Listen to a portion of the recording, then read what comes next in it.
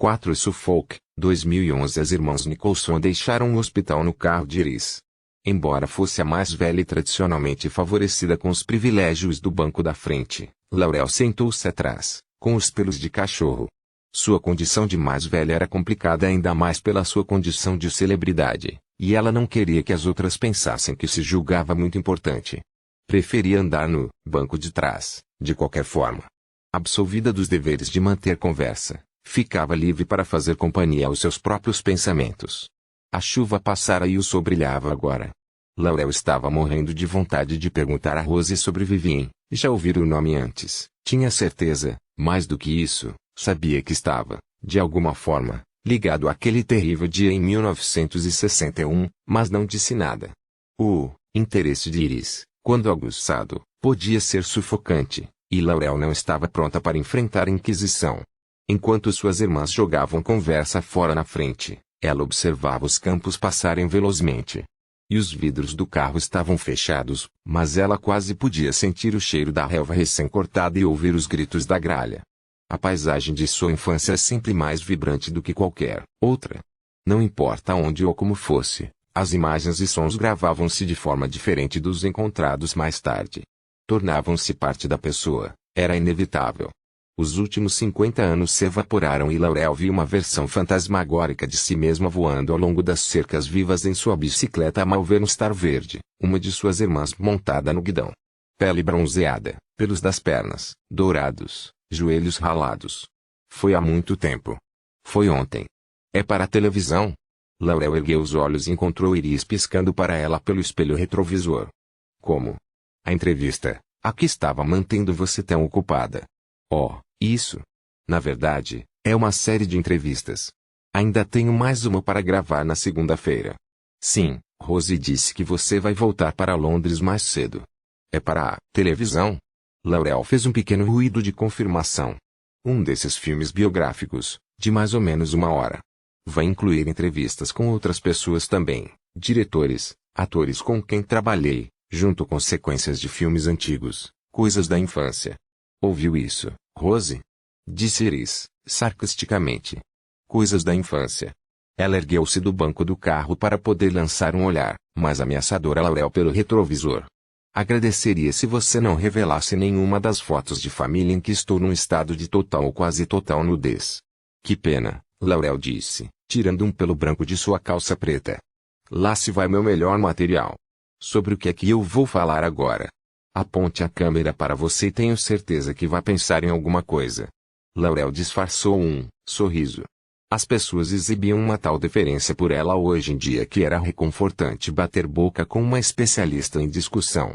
Rose, entretanto, que sempre preferira a paz, estava começando a se afligir. Olhem, ela disse, abanando as duas mãos para mostrar um quarteirão aplainado na periferia da cidade. O local do novo supermercado. Podem imaginar? Como se os outros 3 não fossem suficientes. Bem, de todas as coisas ridículas. Com a irritação de Iris habilmente redirecionada, Laurel ficou livre para recostar-se novamente no banco e continuar olhando pela janela. Atravessaram a cidade, seguiram pela Street até ela funilar-se em uma estrada rural e, então, seguiram suas curvas suaves. A sequência era tão familiar que Laurel podia ter fechado os olhos e saber exatamente onde estava. A conversa na frente definhou conforme a estrada se estreitava e as árvores se adensavam no alto, até que Iris finalmente acionou a seta e entraram no caminho que levava à fazenda Greenacres. A casa da fazenda estava onde sempre estivera, no alto de uma elevação, dominando a pradaria. Obviamente, as casas costumam permanecer no lugar onde foram erguidas. Iris estacionou no terreno plano onde o velho Morris Minor de seu pai permanecera até sua mãe finalmente consentir em vendê-lo. Aquelas calhas estão em péssimo estado, ela disse. Rose concordou. Deixam a casa com um aspecto tristonho, não acham? Venham, vou lhes mostrar os vazamentos mais recentes. Laurel fechou a porta do carro, mas não seguiu as irmãs, que atravessaram o portão. Enfiou as mãos nos bolsos e ficou plantada ali, assimilando o quadro por inteiro, do jardim às chaminés rachadas. O parapeito por cima do qual costumavam descer da pina em seu cestinho, a sacada onde penduraram as velhas cortinas do quarto para formar um arco de proscênio, o quarto do sótão onde Laurel aprendeu a fumar. O pensamento ocorreu-lhe repentinamente, a casa lembrava-se dela. Laurel não se considerava romântica, mas a sensação era tão forte que por um instante não teve nenhuma dificuldade em acreditar que a combinação à sua frente, de traves de madeira e chaminés de tijolos vermelhos, de telhas manchadas e janelas empenadas em ângulos bizarros, fosse capaz de se lembrar. Ela observava agora, podia sentir isso, através de cada vidraça das janelas, revisitando os anos passados para ligar esta mulher mais velha, bem vestida, com a jovem que ficava sonhando acordada sobre as fotos de James Dean. O que ela pensaria da mulher em que ela havia se tornado? Que bobagem, a casa não pensava nada. As casas não se lembravam das pessoas, não se lembravam de quase nada. Era ela quem se lembrava da casa e não o contrário. E por que não deveria se lembrar? Fora seu lar desde que tinha 2 anos de idade, vivera ali até os 17. É bem verdade que já fazia algum tempo desde a última vez que a visitara, mesmo com suas idas mais ou menos regulares ao hospital. Ela nunca conseguia voltar a Green Acres, mas a vida era tarefada. Laurel olhou para a casa na árvore. Ela fizera questão de se manter bem atarefada. Não pode fazer tanto tempo que você já não se lembre de onde fica a porta, Iris gritou do hall de entrada. Ela desapareceu dentro da casa, mas sua voz ressoou de volta. Não me diga que está esperando o mordomo vir pegar suas malas. Laurel revirou os olhos como uma adolescente, pegou sua mala e começou a subir o caminho para casa. Seguiu o mesmo caminho de pedras que sua mãe descobria em um luminoso dia de verão há mais de 60 anos. Dorothy Nicholson reconheceu Green Acres como o lugar certo para criar sua família assim que a viu. Ela não estava procurando uma casa. A guerra acabara havia apenas alguns anos. Eles não tinham nenhum capital e sua sogra amavelmente concordara em alugar um quarto para eles em seu próprio estabelecimento, em troca de serviços contínuos, é claro, não era caridade. Dorothy e Stephen haviam saído apenas para fazer um piquenique. Era um raro dia de folga em meados de julho, mais raro ainda, a mãe de Stephen se oferecera para tomar conta do bebê Laurel. Eles acordaram ao raiar do dia, jogaram uma cesta e uma manta no banco traseiro do Morris Minor e seguiram para o oeste, sem maiores planos além de seguir qualquer estrada rural que lhes aprovesse. Fizeram isso por algum tempo, ela com a mão na perna dele, ele com o braço em seu ombro, o ar quente soprando pelas janelas abertas, e assim teriam continuado se um dos pneus não tivesse furado. Mas foi o que aconteceu, e eles, então, pararam ao lado da estrada para inspecionar os danos. Lá estava, claramente visível à luz do dia, um maldito prego projetado-se da borracha. Mas eram jovens, apaixonados, e raramente tinham algum tempo só para eles, portanto não deixaram que o contratempo estragasse seu dia, como teria sido o caso em outras circunstâncias. Enquanto seu marido trocava o pneu, Dorothy começou a andar pela colina, procurando um lugar plano para estender a manta de piquenique. Foi quando avistou a casa de Green Acres. Nada disso era suposição da parte de Laurel. Todas as crianças Nicholson conheciam de cor a história da aquisição de Green Acres. O velho fazendeiro cético, coçando a cabeça quando Dorothy bateu à sua porta, os pássaros em seu ninho na lareira da sala de estar enquanto o fazendeiro servia o chá, os buracos no assoalho com tábuas sobre eles como pontes estreitas. Acima de tudo, ninguém tinha a menor dúvida da convicção imediata de sua mãe de que tinha que morar naquele lugar. A casa, ela lhes explicara muitas vezes, falara com ela ouvira e, como foi constatado, elas se entenderam perfeitamente. Green Acres era uma velha senhora altiva, um pouco desgastada, sem dúvida, ranzinza a seu próprio modo, mas quem não seria? A deterioração, Dorothy podia ver, escondia uma antiga imponência. A casa era orgulhosa e sentia-se solitária, o tipo de lugar que se alimentava do riso de crianças, do amor de uma família, do aroma de carneiro com alecrim assando no forno. Tinha uma boa estrutura óssea e uma vontade de olhar sempre para frente, não para trás, de receber uma nova família e crescer com ela, de abraçar suas tradições inteiramente novas. Ocorreu a Laurel agora, como nunca acontecera antes, que a descrição que sua mãe fizera da casa devia ser um autorretrato. Laurel limpou os pés no tapete e entrou. As tábuas do assoalho rangeram de um jeito familiar, todos os móveis estavam onde deviam estar, e no entanto o lugar estava diferente. O ar era abafado e havia um cheiro que normalmente não existia ali.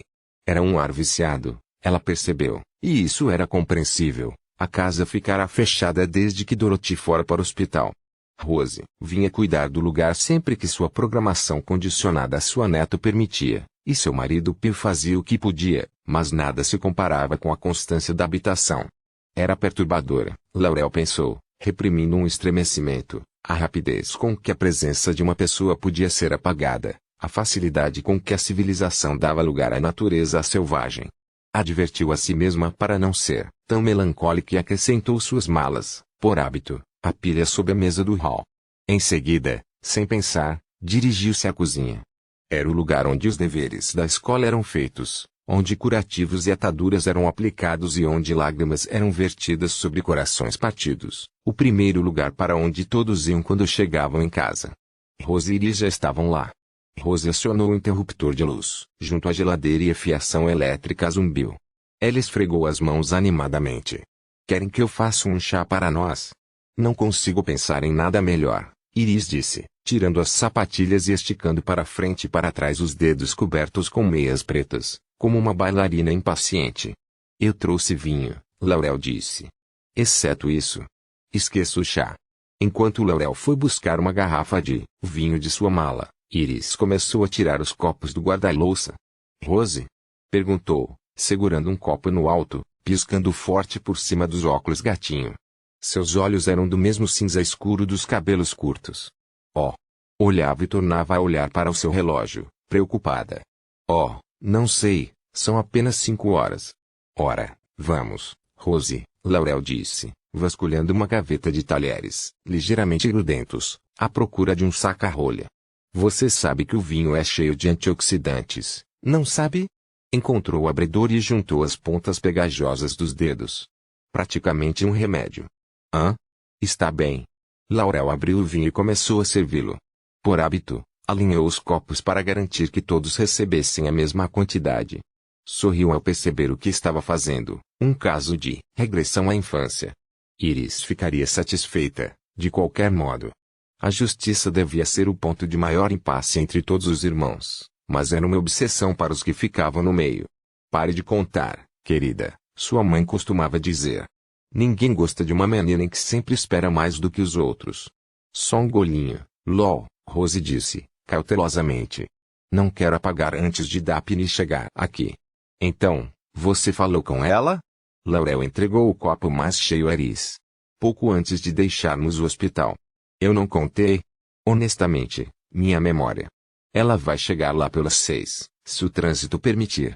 Acho que eu deveria começar a preparar alguma coisa para a janta, se ela já está para chegar, Iris disse, abrindo a despensa e ajoelhando-se no banquinho para inspecionar as datas de validade dos produtos. Se eu deixar a cargo de vocês duas, vai ser chá com torradas. Eu ajudo, Rose disse. Não, não. Sem se virar, Iris abanou a mão mandando-a embora. Não precisa. Rose olhou para Laurel, que lhe entregou um copo de vinho e gesticulou, indicando a porta. Não adiantava discutir. Já estava consagrado no folclore familiar. Iris sempre cozinhava, sempre se sentia explorada. As outras deixavam que ela saboreasse seu martírio, porque esse era o tipo de pequenas gentilezas acordadas entre as irmãs. Bem, se você insiste, Laurel disse, entornando um pouco mais do pinote em seu próprio copo. Enquanto Rose dirigia-se às escadas para verificar se o quarto de Daphne estava em ordem, Laurel levou seu vinho para fora. A chuva que caíra mais cedo limpara o ar ela respirou fundo. O balanço de jardim chamou sua atenção e ela sentou-se no banco, usando os calcanhares para empurrá-lo devagar para frente e para trás. O balanço havia sido presente de todas elas no aniversário de 80 anos da mãe, e Dorothy declarara imediatamente que ele deveria ficar sob o enorme e antigo carvalho. Ninguém salientara que havia outros lugares no jardim com uma vista mais bonita. A paisagem pareceria pouco mais de uma campina deserta a um estranho, mas todos os Nicholson sabiam que aquela brandura era ilusória. Em algum lugar lá fora, entre as ondulantes folhas de capim, estava o lugar onde seu pai quera morto. A memória era algo traiçoeiro. A lembrança de Laurel colocava bem ali, neste mesmo lugar, naquela tarde, a mão erguida para bloquear o sol dos seus ansiosos olhos de adolescente, enquanto ela rastreava a campina, esperando vislumbrar a figura do pai retornando de um dia de trabalho, esperando para sair correndo, enfiar seu braço no dele e caminhar ao seu lado de volta para casa. Sua lembrança colocava ali, Observando enquanto ele atravessava o prado, parava para ver o pôr do sol, para registrar as nuvens cor-de-rosa, e repetir o velho ditado, como sempre fazia: céu vermelho à noite, prazer do pastor de ovelhas, quando seu corpo se enrijeceu e ele arquejou, quando levou a mão ao peito, quando cambaleou e caiu. Mas não fora assim. Quando isso aconteceu, ela estava do outro lado do mundo, com 56 anos, em vez de 16, vestindo-se para uma cerimônia de premiação em Los Angeles, imaginando se ela seria a única pessoa ali cujo rosto não havia sido recalchutado com preenchimentos e uma dose do bom e velho Botox. Ela nada soube da morte do pai até Iris ligar e deixar uma mensagem em seu telefone. Não, fora outro homem que ela vira cair e morrer em uma tarde ensolarada, quando tinha 16 anos. Laurel riscou um fósforo e acendeu um cigarro, franzindo a testa para o horizonte enquanto enfiava a caixa de fósforos de volta no bolso. A casa e o jardim estavam banhados de sol, mas os campos distantes, além da campina e mais perto do bosque, começavam a se cobrir de sombras. Olhou para cima, além do topo do balanço de ferro batido, para onde o assoalho da casa na árvore era visível entre as folhas. A escada ainda estava lá também, pedaços de madeira pregados ao tronco, algumas soltas e tortas agora. Alguém havia pendurado um cordão de brilhantes de contas cor-de-rosa e roxas da ponta de um degrau, uma das netas de Rose, provavelmente. Laurel descera lá de cima muito devagar naquele dia. Tragou fundo o cigarro, lembrando-se. Ela recobrara os sentidos com uma afada e imediatamente se lembrara do homem, da faca, da expressão aterrorizada da mãe e, então, arrastara-se atabalhoadamente para a escada. Quando atingiu o solo, ficou parada, agarrando o degrau à sua frente com as duas mãos, apoiando a testa contra o tronco áspero da árvore, a salvo na quietude do momento, sem saber para onde ir ou o que fazer em seguida. Absurdamente, ocorreu-lhe a ideia de que deveria correr para o riacho, juntar-se às irmãs e ao irmãozinho, seu pai com o clarinete e seu sorriso perplexo. Foi quando notou que já não conseguia ouvi-los. Dirigiu-se, então, para casa, desviando os olhos, os pés descalços pisando com cuidado no quente caminho de pedras. Houve um instante, quando seu olhar resvalou para o lado, em que ela achou ter visto algo grande e branco junto ao canteiro, algo que não deveria estar lá. Abaixou a cabeça, desviou o olhar e caminhou mais depressa, movida pela desenfreada esperança infantil de que talvez, se não olhasse e não visse, pudesse alcançar a casa, atravessar a soleira da porta e continuar a vida normalmente. Ela estava em choque, é claro, mas não se sentia assim.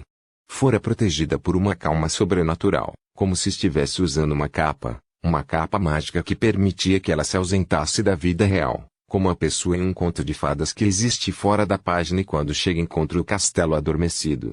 Ela parou para pegar o bambolê do chão antes de entrar na casa. A casa estava estranhamente quieta. O sol deslizara para trás do telhado e o hall de entrada estava às escuras. Ficou parada no vão da porta aberta, esperando seus olhos se acostumarem. Ouviam-se estalos, conforme os canos de ferro esfriavam, um barulho que significava verão, férias e longos e quentes crepúsculos, com mariposas esvoaçando em volta das lâmpadas. Ela levantou os olhos para as escadas acarpetadas e, de algum modo, soube que suas irmãs não estavam lá. O relógio do hall batia os segundos e ela se perguntou, por um breve instante, se todos eles tinham ido embora, seu pai, sua mãe e o bebê também, e ela tivesse sido deixada sozinha com o que quer que estivesse embaixo daquele lençol branco lá fora. O pensamento fez um calafrio percorrer sua espinha. Então, um baque seco veio da sala de estar. Ela virou a cabeça e lá estava seu pai em pé diante da lareira apagada.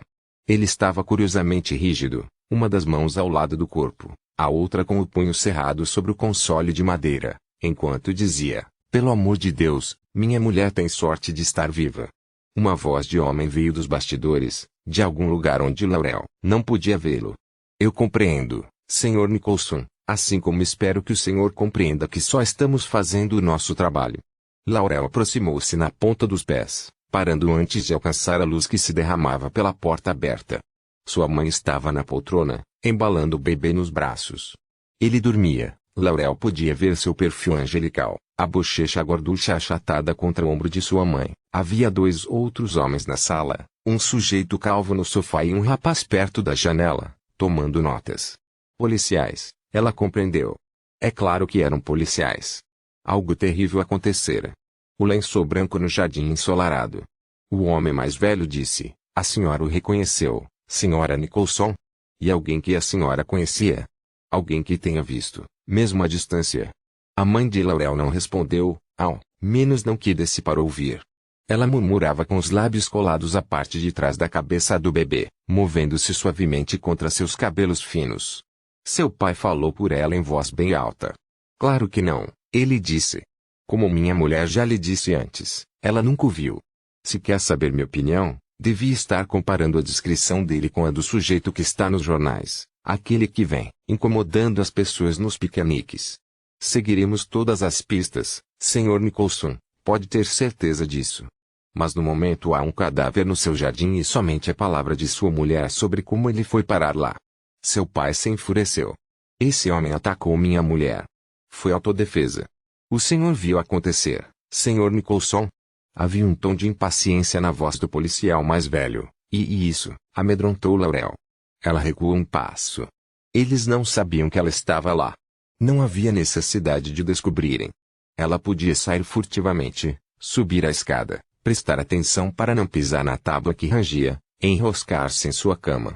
Poderia deixá-los entregues às misteriosas maquinações do mundo adulto e deixar que a encontrasse quando tivessem terminado, deixar que lhe dissessem que tudo estava resolvido. Eu perguntei, o senhor estava lá, Sr. Nicholson? Viu acontecer? Laurel, no entanto, sentiu-se atraída para a sala, para o contraste da iluminação das lâmpadas com a escuridão do hall, para a estranha cena, para a aura de importância que a voz tensa de seu pai, sua postura, em pé junto à lareira, projetava. Havia uma tendência em seu íntimo, sempre a houve, que reclamava inclusão, que buscava ajudar quando a ajuda era necessária, que detestava dormir por medo de ser excluída. Ela estava em choque. Precisava de companhia. Não conseguiu evitar. Qualquer que tenha sido a razão, Laurel saiu dos bastidores para o meio do palco. Eu estava lá, ela disse. Eu vi. Seu pai ergueu os olhos, surpreso. Olhou rapidamente para sua mulher e de novo para Laurel. Sua voz soou diferente, quando ele falou, rouca, apressada, sibilante. Laurel, chega. Todos os olhos estavam sobre ela, da mãe, do pai, dos outros homens. As próximas falas, Laurel sabia, eram cruciais. Ela evitou o olhar do pai e começou a falar. O homem deu a volta na casa. Ele tentou agarrar o bebê. Ele tinha feito isso, não tinha? Tinha certeza de que fora isso que vira. Seu pai franziu a testa. Laurel, ela continuou mais rápido agora, determinada. E por que não? Não era uma criança, esgueirando-se para sua cama, esperando que os adultos resolvessem tudo. Ela era um deles, fazia parte da peça, era importante. As luzes dos refletores se intensificaram sobre ela e Laurel olhou o homem mais velho nos olhos. Houve uma luta. Eu vi. O homem atacou minha mãe e depois. E depois ele caiu no chão. Por um longo minuto, ninguém falou. Laurel olhou para sua mãe, que já não sussurrava para o bebê, mas que olhava fixamente por cima de sua cabecinha, fitava algum ponto além do ombro de Laurel. Alguém havia feito chá. Laurel se lembraria desse detalhe durante todos os anos seguintes. Alguém fizera chá, mas ninguém o havia bebido. As xícaras continuavam intocadas, espalhadas pelas mesinhas da sala, uma delas no peitoril da janela. O relógio do hall de entrada continuava seu tic-tac. Finalmente, o homem calvo remexeu-se no sofá e limpou a garganta. Você é Laurel, não é? Sim, senhor. Seu pai soltou a respiração num longo suspiro como um balão de gás se esvaziando. Sua mão gesticulou indicando Laurel e ele disse, minha filha. Parecia derrotado. A mais velha. O homem no sofá olhou para ela. Em seguida seus lábios abriram-se num sorriso que não chegou aos seus olhos. Acho melhor você entrar, Laurel, ele disse. Sente-se e comece do princípio. Conte-nos tudo o que viu.